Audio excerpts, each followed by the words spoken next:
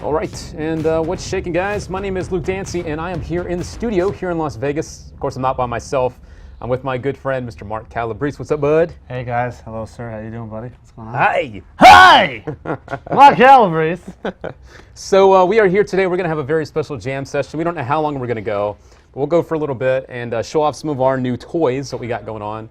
Not only are we here in the studio with just Mark, we have quite a few cameras going on. So not only will we be able to talk to you guys face on, we'll also give you some overhead love and show you where we're at. So this is going to be a fun time. Before we get started, though, make sure to jump onto all your normal places, Facebook, Twitter.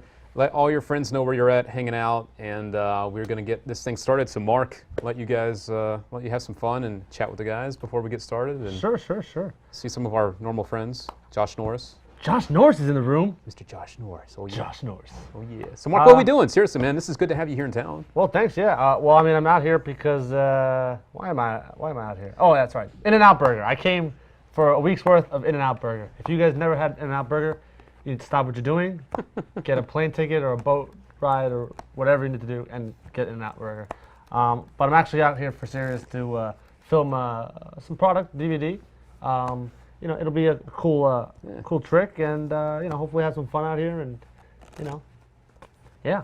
So yeah. I mean, we're doing a couple projects with Mark, and very excited to share with you a secret that's not been shared by too many people. That's fooled a lot of the biggest names that you've shown this to. I know Danny D. Ortiz, you hung out with the other day, said he had never seen this. Bill Malone gave you a really nice quote. Yeah. Really good quote. Yeah. And a lot of other guys like that. Yeah. So actually, what he really said, I can't even say on camera because, you know, it's got some F-bombs and stuff. But that's how good that's how much he liked it. He decided to press me off about it. So yeah, but it'll be a good time. It's card magic if you're not surprised, but it's apparently you know, one of my favorite tricks to do for magicians and lay people. Well, and that's the cool thing. It's not just one trick though. It's a lot of different tricks that you have with this principle that you've been working on, and yeah, that's what's really cool about the whole thing is that you know, it's a really nice collection of ideas using a very simple concept. But when you see the concept and the way that you can use it, it's just going to definitely blow you away. All you guys are going to be blown away. So, yeah, it's I mean, it's one of those effects that, you know, logically you're like, I have no idea what he's doing, but once you find out what he's doing, it's one of those aha moments. You're like, wow, this is a good idea. It's so simple, but it's really good, you know. And I'd like to give a shout out once again to, I see Josh Norris just showed up. I think he was away from his computer. I'd like to say before we get started, Josh, I wish you were here, man. This has been 2 years of us hoping and wanting and getting to this part with the magic session and everything. And dude, it's finally coming to life. This is really cool. So man, I wish you were here, but I'm really glad you're out there watching and with us in spirit, because this is really cool. And a couple other friends, Magic Mitch is out there. Dominic Engel is out here hanging out. A lot of good people. So anyway, Mark, I guess we should talk about maybe some magic today. Should we touch on a topic and have a little jam with the guys, or what do you think? That works for me. Do? Yeah. I mean, basically, you know, if someone wants to put a post up or they want to say something specifically, you know, talk about something, I'd be more than happy to talk about it and botch it up. I mean, do it well and you know, and freak you out or do some stuff. Well. We have a cool overhead camera, right? So you can see my dirty fingernails and we do some cool stuff. So yeah, so if you want to check something out, cool. Yeah. All right. Well, there was one person, Dominic, was asking, is there coming new stuff? And there is definitely some new stuff coming out, Dominic, that we can't wait to show you, not only here at the Magic Session, but also through magicplace.com. Some really exciting stuff. So get ready for that. Yeah. All right. So, Mark, why don't we touch on some stuff? Maybe what we talked about earlier. Maybe some the ace locations and stuff. Ace locations. Okay, cool. And you know what? Once we find the aces, I'd like to just go over a presentation I have for a trick using the aces. That Absolutely. Yeah. Sure. So, So I mean, for the most part, I don't do a lot of table work, but because I have a table and I have this crazy overhead camera, I have to kind of do it. There's a couple different ways that I produce the aces, and I'll show you one way that I really do it. And I guess if you want to leave the overhead camera, this is actually, it looks pretty cool. Do you want to move that? Yeah, let's see. We'll try to set this up really nice. All right, so I take the cards, and let's see, you give it a little cut. You get one card out the middle, and that should be the ace number 1. Let's see, ace number 2. The angle might suck, but that's ace number 2. Let's see. Let's see, 13 down. That should be Nice. that's number 4. And the last one, let's see, last one, we'll just give it 1 clean cut, and that's ace number 4, and that's Cool. 4 aces. So that's what I usually do when I'm doing like stand-up. If I'm walking around doing stand-up. There's some table stuff you can definitely do too. But That's cool. And the cool thing is, you're here in Vegas. And that's probably not the kind of thing you want yeah, to be seen yeah. doing You don't in want the to bar. you don't want to be showing that off. I mean, Not so much. yeah. But that definitely gives you kind of a little bit. I mean, amongst laymen, gives you some street cred about not wanting to ever play cards with you again. So let me ask you this, and guys, if you have any questions too for us, type them in, let us know. Do you think that people attribute this kind of stuff, I would have to say, more to skill than having a magic power? How do you feel about that? I mean, this definitely isn't a magical thing that you're doing. It's more about watch what I can do. It's a display of skill. I think displays of skill are perfectly fine in the realm of performing, doing magic, as long as you let people know that you're displaying skill. Yep. I think when you display skill and you kind of, say that, okay, what I'm about to do is because of years of practice and training and whatnot, I think it's definitely okay. To do an exhibition of sleight of hand or a gambling expose is definitely fine, because it's almost like you bring them into the world of sleight of hand magicians or card hustlers, gamblers, cheaters, stuff like that. And people are definitely interested in that. I think there's a great interest in card cheating and gambling, because everyone, I mean, with the boom of the World Poker Tour that's been going on forever. Oh, yeah. I mean, it's 2012, but people still care about poker just as much as they did back when it was like really crazy. I think people definitely there's an allure to it. There's some kind of like, it's like a badassery. That's not a real word, but it's something about Badassery? there's a badassery to it, where basically you see a guy and he goes, check this out, and he just goes boom, boom, boom, boom, 4 aces. You sit down and you go, all right, this guy's not bad. And if you sit with someone at a poker table and the guy goes, all right, let's play some cards, and he springs the cards, you kind of know the guys mean business. So I think, like I said, displays of skill are definitely okay.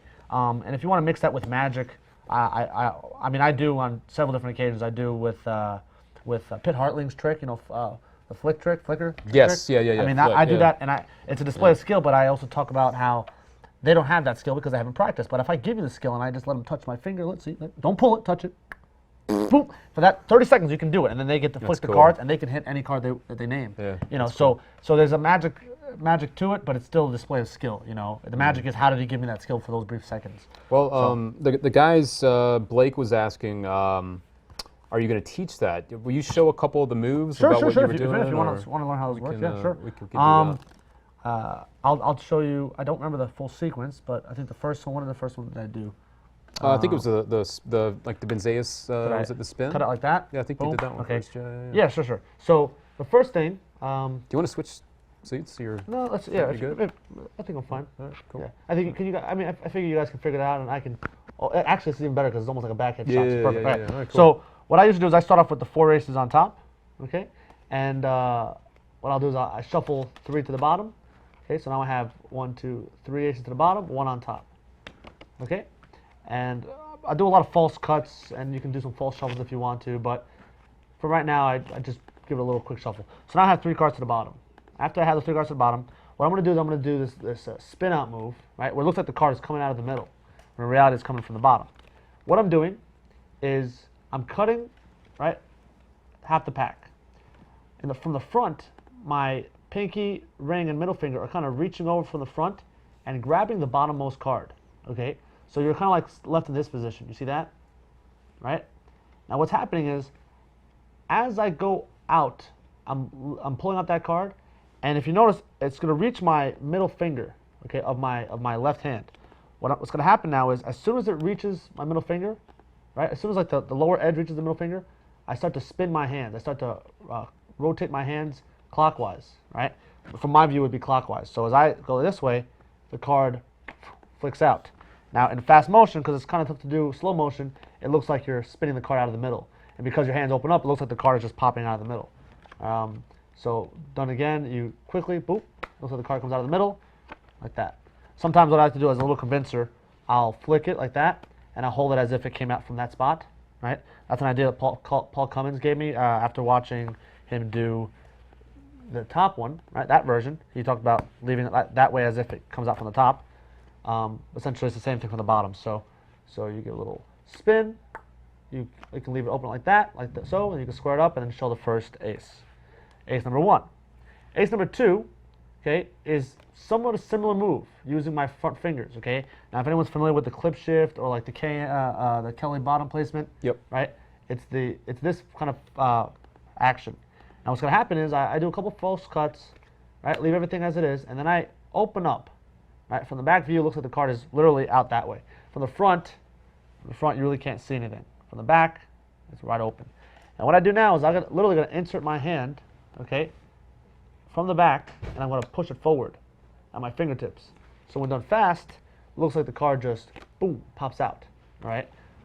Front view, like I said, from the front view, it looks pretty impressive. It looks like the card comes out right in the middle. It really does. And if you want, you can open up, and then there you go. That's Yeah, card it's a number 2. nice. Actually, what you just said is a nice convincer. You lift up. And Yeah, let that yeah, space. exactly. When I open up there, Yeah. I kind of make sure that's like about like where it looks like it's coming out of the middle of the deck, Yep. and then I kind of open up, so as if, like I said, as if it came out from the middle. Yeah. You know, Yeah. That's what you want. You want Yeah. people to think it just popped that out. you're just Yeah. that you're locating at will. The third card, I usually just do this cut again, just because it is pretty impressive when you see people do that. When you see a magician do that, it looks like, how's he locating that card so quickly, especially with no breaks or anything. Mm-hmm. You know, it just looks impressive when you cut out of the middle. But you can, I used to do let's see, this idea, where you could, you could flick the card out, shoot the card out like That so. looked good. There's a couple ways of doing it. There's another way on the table, if you like table work, where you can rotate the cards this way, rotate it that way, and then you turn it over, and there's another ace. Yeah, that was great. That's a cool thing. And quickly, what that is you're getting a break above the top card, right? Right. So you're holding on that break. You can see that from the back. Okay. You're gonna a thumb break. You see that thumb break? And as I go, I'm gonna pull up a third from the bottom. I'm sorry, half from the bottom. Bring it to the top, and keep that break. And now I'm gonna pull all the cards from underneath the break. So now I only have the ace on the bottom. I rotate there, and then I just rotate the rest of the pack. And it's easy to do. So, but quickly, it looks like you're just cutting. Whoopsies, that was sloppy. And you're there. All right, so quickly, one more time. That's 1, that's 2, and that's the third ace. And there you go. The last ace, what I do is this is something that Ricky Jay does a lot. He did this in I forget the name of the movie, but I think it's called the Ricky Jay movie. So basically what he does is he gives a couple false cuts, and after the false cut, he cuts a second time and flicks the card out. Okay? Now, what happens, and I guess I lost the ace, but what happens is it's a discrepancy, but it gives the illusion that you're cutting the ace out of the middle again. And what's happening is all I'm doing is I'm levering that card and tossing it. So it's on top. As I give it a couple false cuts, I give a triple cut, I give it one more cut, and I come forward, and I deal it like so. If you wanted to, you can just do one straight cut like that and deal it out. Right? So what I'm doing there is I'm holding in the mechanics grip, okay? Turn that over, if you haven't noticed what I'm doing. So right, I turn this over like that, and I'm producing the card. So boop, and that's the ace. So you don't really even need a break on that. All you just need is a nice grip on the deck. Pull forward, make sure you get one, and toss it. So you give it a cut, a quick cut. That's that. Nice. I'm not broadcasting anymore. Click it again. Let's see here. All right, so it's always great when you can show off the skill that takes a lot of years to master, because let's be honest, I mean, all these moves aren't something that you would normally do together. It's basically you almost jazzing, and if you don't know what absolutely jazzing means out there, if you're kind of new to the magic, it's basically when you just take a bunch of the things that you've done, piece them together into one trick, and you've created something new out of it, which is pretty cool. I'm inherently like a move monkey, so I mean I like to collect moves, and when I find a move or I see a move that I figured, oh, I could add that in there, and it's my style, to me, whenever I do certain moves, I don't just pick out of a hat. I gotta pick the ones that kind of complement each other, look the same, or look like the style of how I handle cards, because everyone handles cards differently. But if you notice, when I handle cards a certain way, it looks, like my style or a specific way. Well, and I want to give a quick shout out to someone, and then I'd like to ask you a question about sleights in general. Sure. Dominic Engel was asking about the fickle fire that, of course, a lot of people want to do with the fire in their hands. In their hands, okay. Of course, if you are going to do stuff with fire, be careful out there. It's not something that you want to play with and take lightly. Right. Dominic, I did look, though. We are out of stock of that right now. However, if you want to drop us an email at CS, that's the letter C as in cat, S as in Sam, at magicplace.com, and ask to be put on the mailing list on when that's going to be back in stock, we can do that so you'll know as soon as it's back in stock, and we may be able to order it a little quicker for you. So Dominic, do that, and I'll also put the email address in the chat, and we'll make sure that you have that as soon as it's back in stock. Now, back to what we just talked about, though. You were mentioning, learning sleights and, adding all these sleights together and doing something new. What advice would you give the guys out there for someone that basically is new to magic but wants to learn sleights? What kind of advice would you give to the guys about what's the best way to really learn sleights from books or DVDs? What's a good way to do that? I have two different I guess feelings and theories, and they're actually they contradict each other a lot. But I feel that I like to say get books. Read from books, because your imagination allows you to take hold of how the sleight should look or how it should feel, and the speed of it and the momentum. You should really read it from the book, because your imagination will bring you to places where you could be way off and come up with something new, or come up with a new method or a better method. But I also believe that you do need DVDs and videos, only for the fact that you do need a reference point. You do need a starting point. And if you don't have where you see what the creator of whatever the slide is, what he intended, you could be out there thinking you're doing a move perfectly fine and you're botching it up. You know what I mean? So I think that I think you need both. I think you should definitely read it from the book if it's only in print, and if you can get a chance to see someone else perform the move, then absolutely. I've been doing the diagonal palm shift, and I don't know how this will look on camera, but I've been doing the diagonal palm shift for a long time. I was about 14 years old, but I always did it from Erdnase, and I always did the move as a certain way, and then I learned from a couple friends that maybe you should do it this way, a different angle and stuff like that. And I saw a couple other videos of different guys doing it, and I was like, oh, I'm doing things differently, and I found a better way to do it. So I think both are necessary. I think you should definitely go through both. Oh man, we got a friend of the Magic Session just popped on, Mr. Chris Will. Want to say hello to Mr. Will? How are you? Hi, Chris. I love you. We are big fans of Mr. Will, and it's nice to have you with us. I love you so hard. Very cool. Whoa. I'm sorry. sorry, ladies. And a new friend of mine, actually, from the UK. I met this guy at the Blackpool convention. I'm a big fan of the way that he thinks, and I think that he's a great performer, and I hope he continues to do what he's doing. Nick Marshall, Mr. Marshall Magic. Hope you're doing okay, man. He's a good friend, and it's nice to see you around the Magic Session, man. So I hope to see you again soon. Maybe I'll get back to Blackpool next year and hang out and have another chat. That'd be cool. All right. So we're talking about sleights and things like that. What's your favorite version? I'm not going to ask you to do it, but what is your favorite version of finding the four aces? And I'm not going to ask like the cutting, but like, do you prefer flashy productions of the four aces at once, or do you prefer what you just did, more of a one at a time, wham bam? I like both, and I will say that both have their place.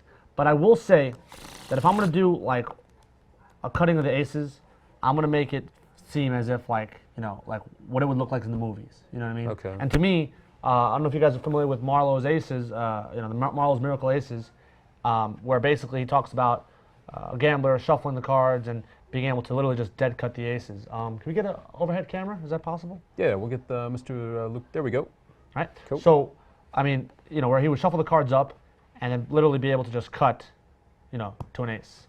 Like that to me is impressive, So just to cut to a card and pull out an ace, it takes some work. And after each shuffle, I mean, that's a little bit more impressive in my opinion. To be able to just cut to an ace again. Like to me, there's nothing cleaner, because if you're one card off, you wouldn't have an ace. So let's see if I can try this a third time, because the problem with the third time is that there's less aces, so it's tougher to find, right? But if you give it another cut, it's tough. It's tough. Let's see. Oh, there you go. Got it. That's ace number 3. Now the last ace, right? Because like I said, if you're right, the last ace, we'll do a little differently, Luke. All right. Let's see. The last ace is lost somewhere in the middle. I'm going to estimate that it's about 19 cards down. Wow. Yeah. You count to 19. Count down to 19 cards. Okay. All right, guys. Here we go. All right, let's see.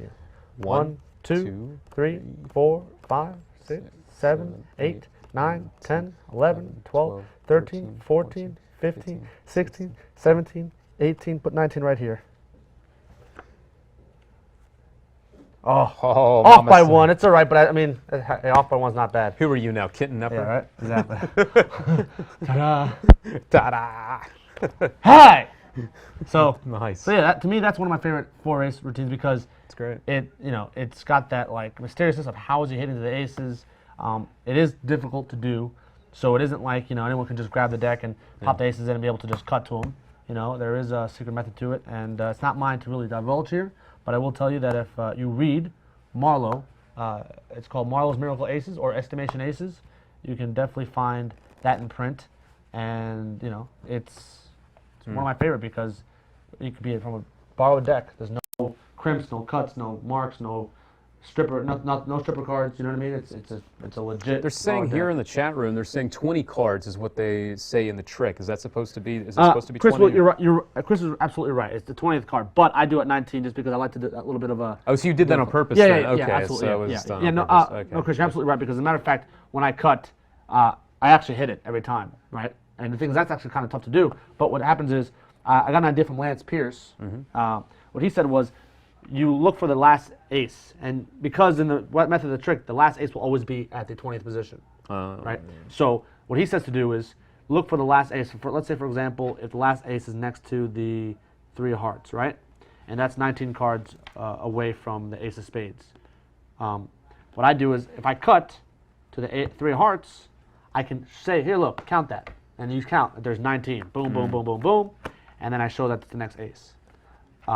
If I hit it, and then I can show you that it's 19 cards. If I don't hit it, I say you count, and then they count, and they get to do, and then they get to find ace themselves. And it's still impressive how I was able to manage to find all 4 aces, even though while I've shuffled the cards.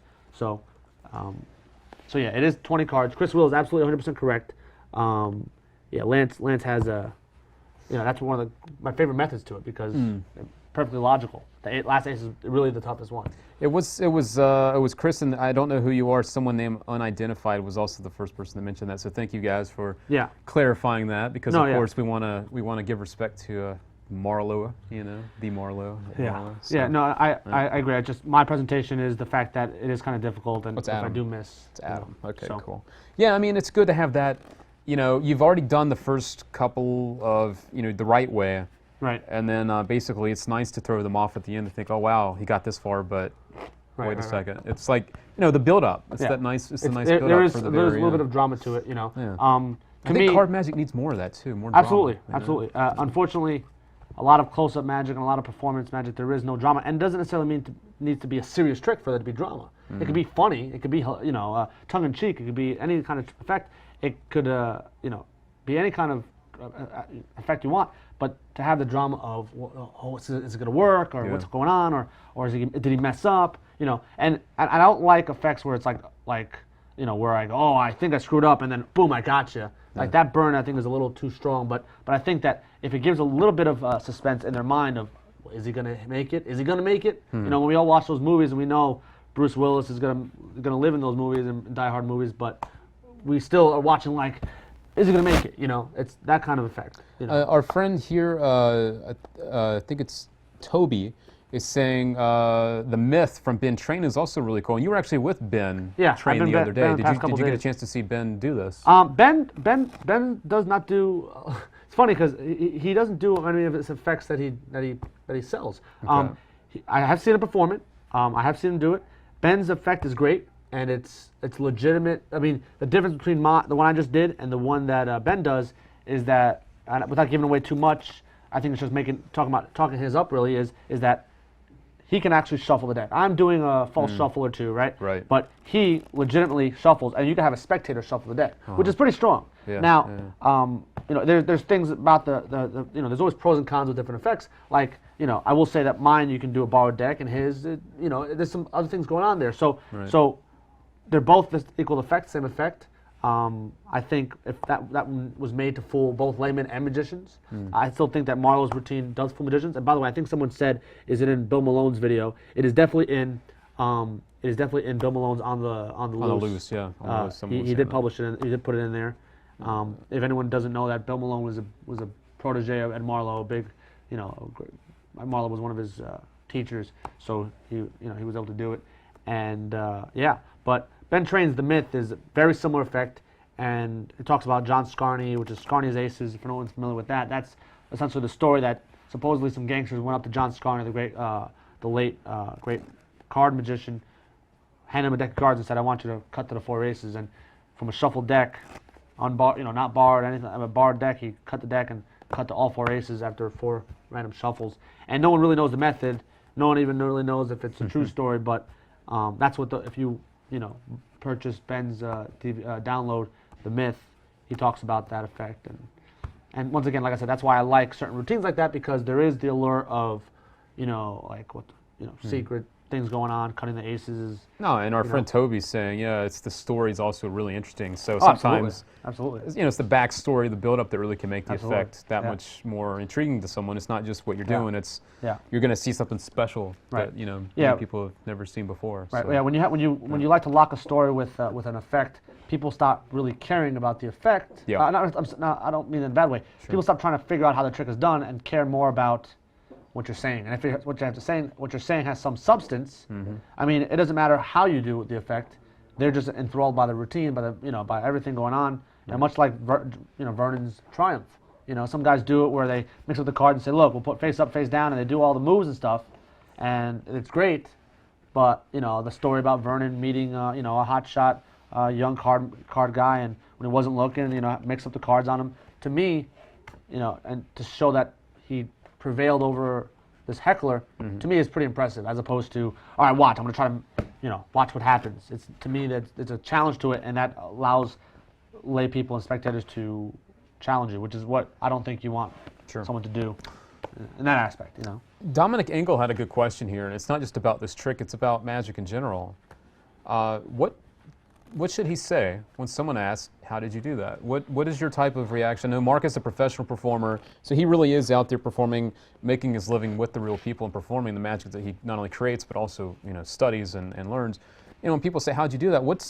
I'm sure you have a funny response, right? And then of course I'm sure you have a more serious response. Right. What would you say to people when they ask something? Like that? That's a good question, Dominic. Well, yeah, very good question. Well, what I would say, it all depends on the intention of what that person asked, why they asked that question. Like if I just did an effect and I just went boom, boom, boom, boom, 4 aces, and they went, "Oh, how'd you do that?"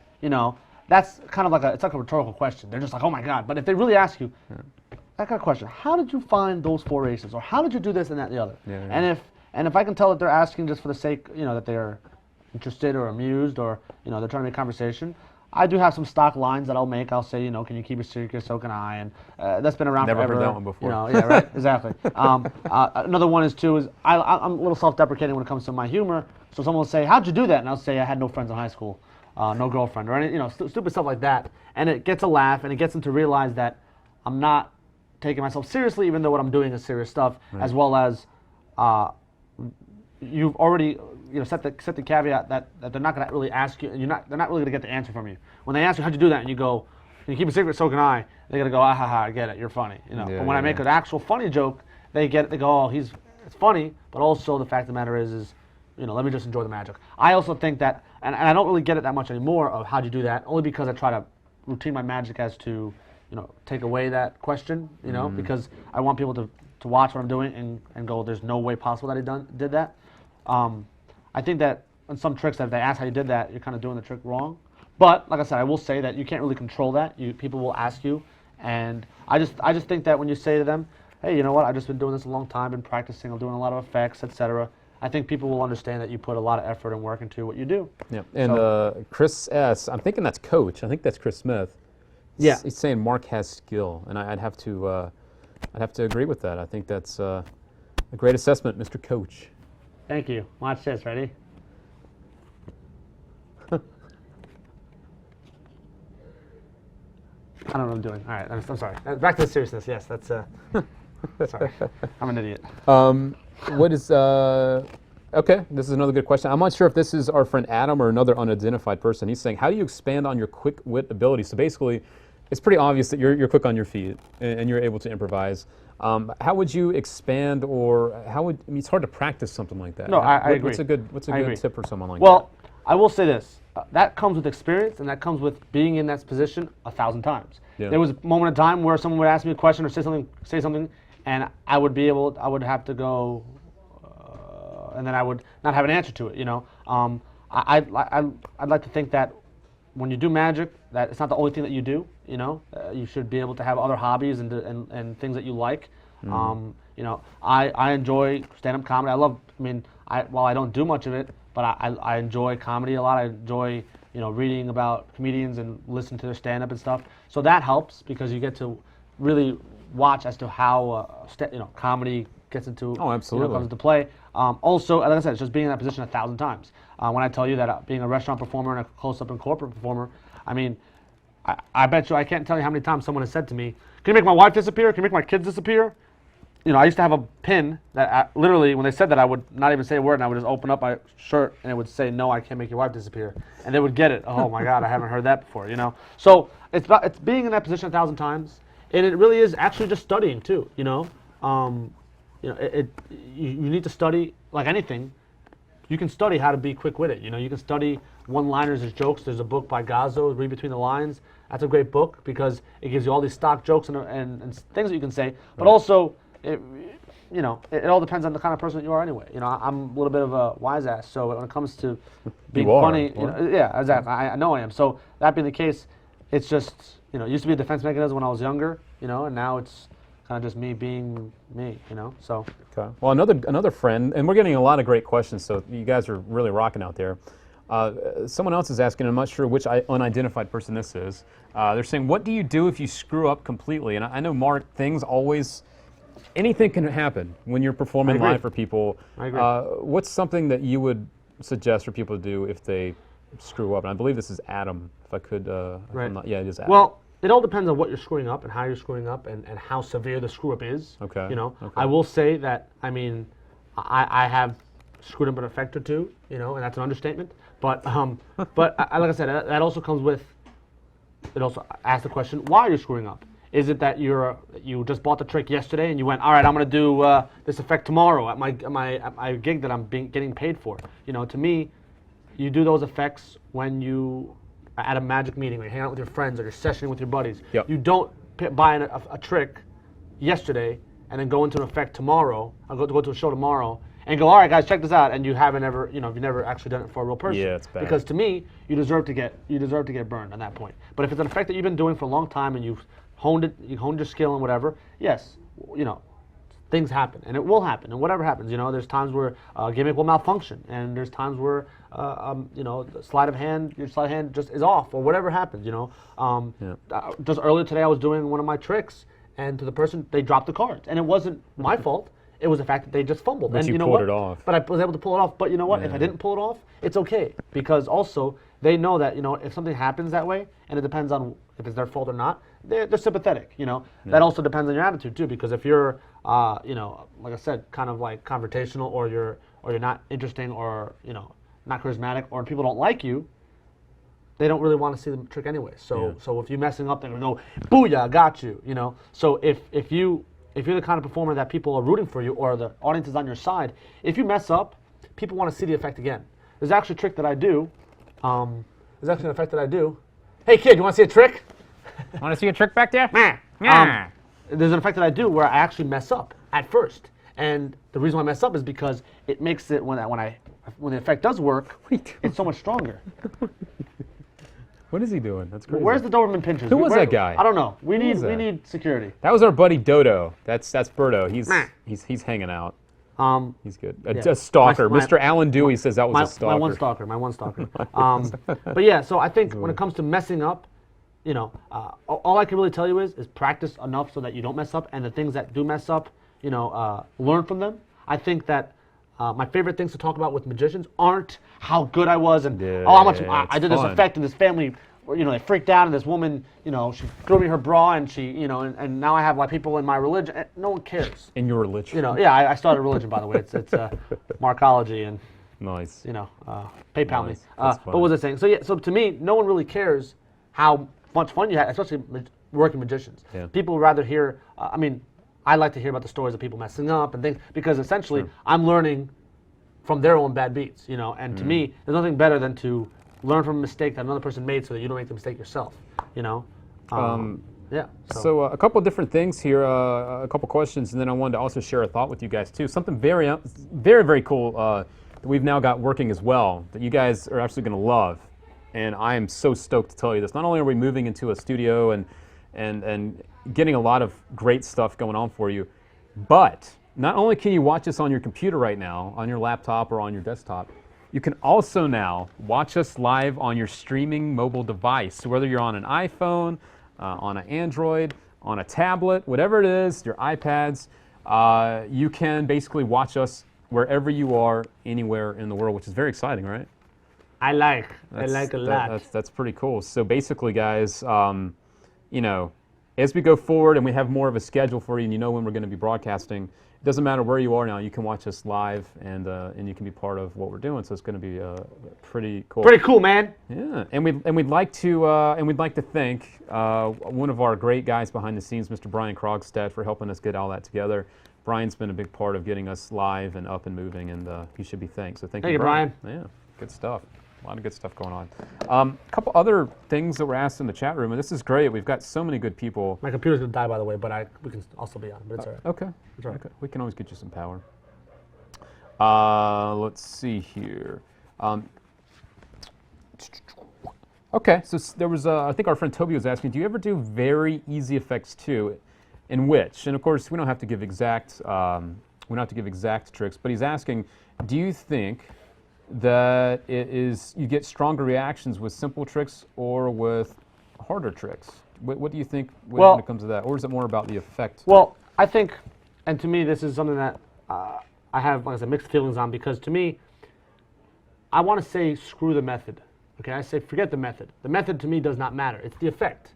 If the effect calls for a double lift, do double lift. If the effect calls for a classic pass, you gotta do the classic pass. If the effect calls for a triple undercut, well, that's not even real, is that? A triple, double, quadruple undercut and 3 diagonal palm shifts with your foot, then you got to do it. You know, it's all a matter of the efficiency. It does, to me, you know, I like to think, you know, different schools of magic. There's some guys who think that it's very important to have, you know, to have the chops to call yourself a magician. But while there's guys that I know who will fry you, and they can, you know, all they really do are basic moves and stuff, you know. So to me, I think it's more important to, you know, it's the effect more than the method. Because if the method, let's say you need a gimmick, you do the gimmick. But, you know, it's all about efficiency and the most clear effect and the most impressive, you know, so visual for that matter. Or whatever. This next thing is supposed to get a laugh from you. Our friend Adam is asking, pass or double undercut? Which ones would you do, or do I do? I believe they're asking which one do you. Well, I don't like the double. I don't like the double undercut. To me, double undercut to me is, you know, it's guys. It has its place. But to me, if someone places a card into the middle of the deck, you know, and then you go, okay, watch, just give the cards a couple cuts. I don't know, something kind of transparent about that. You know, I think that if you take the card and a card is placed into the deck, it should be flush. You know. You know, and that's just my opinion. You know, if you're gonna handle it, you know, the card gets placed into the deck, you know, and I put the cards on the table, that gives the intent, you know, the impression of done. Even though I did a pass from it, you know what I mean? So the card gets put in, and I come here and I go, all right, done, then fine. But to me, to do something like extra handling, where I go, okay, we'll give the cards a couple cuts, you know, in some people's hands it looks good, other people's hands I really don't like. I think to me, you know, there are alternatives to a double undercut. You know, you can do some false cuts, and that's a double undercut from there, because for the ace of clubs on the bottom, I can do it so that... It probably also depends on the effect that you're doing, yeah, it also too. depends on the effect. Sometimes you don't want people to know that you're doing a secret move, and other times you can be doing it to say the deck is mixed up or shuffled. Yeah, to me, I think a double undercut is more effective when you need to transfer cards from the top to the bottom secretly, not necessarily like when a card is chosen. But let's say if I need a certain amount of cards on the top to the bottom, and I say, okay, well, you know what we'll give the cards a cut. You know, and to me, it looks as if like it's incidental that I gave the cards a cut. It doesn't matter, you know. As opposed to going, okay, we're just gonna, you know, and you highlight that moment. To me, people will realize, wait a minute, he's controlling something. You know, if I'm gonna choose a card, I just place it in, and that should be done. You know, essentially, that's how a pass should look: is put a card in. You know, whether you do the pass or not, place it down. The misdirection should be there, of course, and everything. It should look as if the cards are just, you know, the less movement, the better. It's weird because when you start off in Magic, you want to learn all the flashy moves, and you want to do, what is it, like 12 faces of Sybil and drop the cards and stuff. You want to do that kind of stuff, and people love that stuff. And then eventually when you get older in Magic, you realize you want as little movement as possible, you know? Less is more. Less is always more in that Yeah. case because Yeah. to them, when I show you a card, you know, and that card changes with little move or no movement at all, it's impossible. But when I start doing crazy cuts and different things, they realize they don't see what's happening, but they know something happened because you're quick with your hands. Well, or yeah, it's the whatever. same thing with the pass. I've seen Right. so many people like do the really quick Yeah, motion yeah, to think yeah. that that's the speed what- is what's going to hide the move. But in reality, you might as well just be showing them what you're doing. Right, exactly. I mean, you know, because I'm sitting down, the pass is kind of tough to do because of my elbows. But when I do the pass, it's very much from here as I'm talking to there. Yeah. You know, it's not like framing of the cards and doing this. Yeah. You know, a lot of even well-known card magicians, like, you know, they do something so fast, but it's like, well, you might as well you should have just done that because at Yeah. least, you know, it's more natural looking than to do. Sure. You can't see anything, can you? No, I don't know what you're doing. But I'm guessing you're doing something. I did four passes and a cut from there. That's why. So you know what I'm saying. So to me, I think it's more, you know, it's more the trick, more the effect, Yeah. and of course you need to have good technique. Let's see. Let's see. Any other questions from you guys? I think we'll be on for a few. I don't know, about 10 more minutes, maybe 15 minutes. Then we're gonna probably wrap it up close to the top of the hour. So if you have any other questions or whatever, just let us know. And we'll be happy to answer your questions right now. And also, you know, let your friends know you're out hanging out with us over at the Magic Session. Whether this is going to be on demand, I'm not sure yet. We'll talk about that and figure it out as we go. And got some Hey, what's fun up? stuff going on. We have a very special Are you guest. shooting right now? We're We are live. shooting. We're actually You're live. live. We're live right Oh, now. what's up, Mark? Yeah. How you doing? How's it going, man? Yeah. I see you. I'm not going over there, though. That's okay. I don't want to be on camera. Okay. I'm eating. Okay. Have fun, guys. Cool. All right. That don't know was, who that was. that was of course the boss himself. Chris was popping into the studio. He's not going to pop on camera today, but we will have him on, I'm sure, one of these days. So he's around. He's around the offices. It's I cool. was gonna shake his hand and drag him over here, but something tells me. Cool. Well, I'm glad you guys are having fun. They're saying this is great. We should put it on demand. So we'll see, Mark. I don't know. You've given away some good stuff there and shared some Don't really tell good. anybody. If you tell anybody, I will find you. All right, so our friend Tyler has a good question here. Hey, Luke and Mark, what advice do you have for other magicians who want to make the jump to actually start performing? And Mark, you are a full-time performer. For me, it's more, I've kind of taken a step back from that, so I'll let your expertise once again shine through. But Well, I would say to take that jump, you need to. I guess it's all about your intentions. You know, I mean, to be honest, anything you do, you know, and you do it well, I believe you should be able to be compensated for it. But at the same time, you know, I think fame, fortune, anything like that is a product of doing things well. You know what I mean? If you get into anything, whether it be music, magic, athletics, you know, anything like that, because you want to be famous or be rich, you're doing it for the wrong reasons. Yeah. I think, but maybe I'm digressing from totally way off topic. But to get into, like, let's say professional work, you can definitely, you know, get into it. What I would do is I would try to find a restaurant. yeah, You know, make sure your chops are, you know, are good, and make sure you got what you got down, and you know, start working restaurants and working on, you know. To me, here's the thing. I like to say I'm a good performer. The business side, I'm not too really big on. You know, I'm not to say big on, but I'm not too good at. So when I say that, I think you should definitely get a restaurant or two, and then once you take that job, you'll realize that once you you'll know once you don't have to ask that question, you'll be ready. Kind of thing. Sure. You know, that's the kind of question that you ask when you are not ready. You know, so yeah. not to be no offense or anything, but just it's more of a question that you'll realize. It's not something that you'll you know, have to ask. You'll just go, okay, I think I'm ready to go. And our friend Nick Marshall from the UK, who once again I met at the Blackpool convention and a full-time performer as well. Nick is saying never forget that it's about the audience. I know a lot of people when they start to perform, they almost do it for themselves. It's Absolutely, about absolutely. let me figure out the tricks I want to do to make me happy. And that comes from doing magic Yeah. in the mirror and going, oh, I look good doing that. Oh, I'm incredible, because you're only looking at one angle, because Yeah. you're impressing yourself, and you're not even looking at yourself. You're looking at the cards. Yeah. So, but I think that, like I said, that's going to also come with your intentions, because there's no reason why you can't be a magician hobbyist where you just like to perform moves. And you know, I know a lot of guys who are accountants, lawyers, and doctors, and they just like to learn different sleights and moves and hang out in Yeah. session. While there's other guys who want to be full-time performers, and that's great too. You know, I just think that you need to be true to yourself and don't say, okay, well, I want to be a performer, and you know, and not take the steps and be lazy and just go, okay, well, Right. I'll do what you know, what work. Oh, that'll pass for a lay audience. You know, you got to give them a little bit more credit. You can't just say, you know, they're not knowledgeable. because people while they won't tell you, they'll tell it later when you're not looking. Well, he was good. He was all right. He was And all here's right, something you else know. that's pretty cool. I have some people ask me about business cards and stuff. And actually, the cool thing is I'm putting a link in the chat room right now. There's a great business card DVD over at magicplace.com, and I just put the link in. It's a DVD packed full of nothing but great tricks using business cards, and I can't recommend that enough because it's always great when you can do magic with a card to give it away. So it's not just a hard sell. Let's do a magic trick, and then let's put the business card in front of your audience. So one thing I will say about the hard sell, about giving a business card away, is I never give a business card unless I'm asked. yes. Now, and that doesn't mean you can't do business card magic, because I myself have done business card tricks and tricks with business cards and stuff. But to me, I think it's better was if someone says, "Can I have your card?" and you go, "Sure," and whether you produce it or you go, "You know what? Sure, I'll give you." But you have to watch them more trick, and then they watch the effect. And for that matter, if they're asking for a card, I think you can show them 6 hours of magic and they'll be happy. You know what I mean? Yeah. So as long as they ask, I don't. The funny story: this guy one time. I was hanging out with a bunch of friends, and he came back from a gig, and he's like, "Yeah, man, I killed it. I gave out like 50 business cards. I have like 50, new clients." I'm like, "No, just because you gave Doesn't 50 mean they're cards gonna be your- doesn't mean you have 50 clients. It means you gave 50 cards away. Yeah. 50 clients mean they called you, you signed it, you signed a contract, and booked it, and you're doing the gig.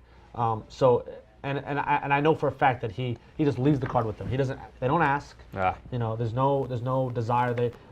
He might as well just give them the card and then recycle the ones that they just tossed out in the garbage for later. I think he just has 50 business cards, and he gives them away, and he gets them out of the trash after they've tossed it out. Might as well be the guys on Vegas doing Exactly. that. Exactly. You know what I'm saying? Yeah. Exactly. And then there's another really cool business card trick that I don't know if you know about, but I know Brian Curry came up with one of my favorites. business One of my cardiograph. Is that what it's called? Business cardiograph? Brian Curry came up with business cardiograph. It's essentially the cardiograph. I don't know if you guys are familiar with Martin Lewis's trick.